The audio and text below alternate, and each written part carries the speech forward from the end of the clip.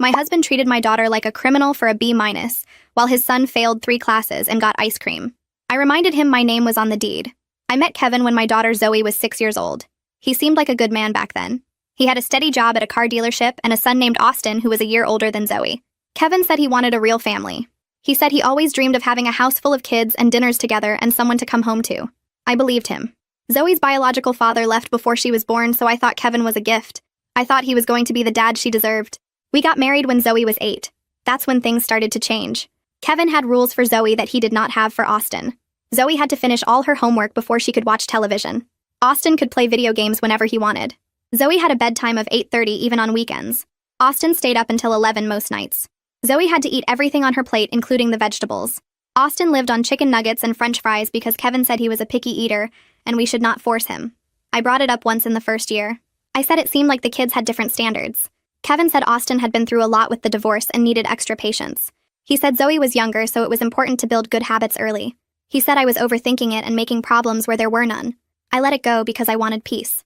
Zoe was a good kid. She followed the rules without complaining. She did her homework on time. She cleaned her room without being asked.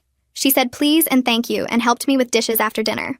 Austin never did any of those things, but Kevin said boys were just different. He said Austin would grow out of it eventually. By the time Zoe was 12, the gap was impossible to ignore. Kevin checked Zoe's grades online every single day. If she dropped from an A to a B, he would sit her down for a lecture about responsibility and potential. He made her do extra practice problems on weekends.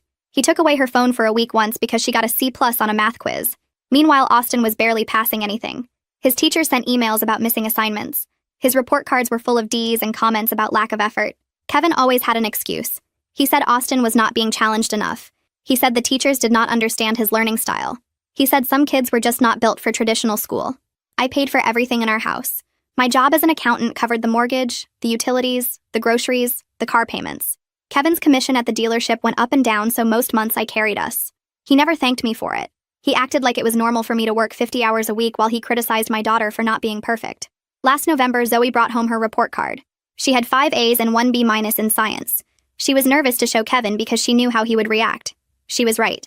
Kevin looked at that report card like she brought home a criminal record. He said a B- was unacceptable.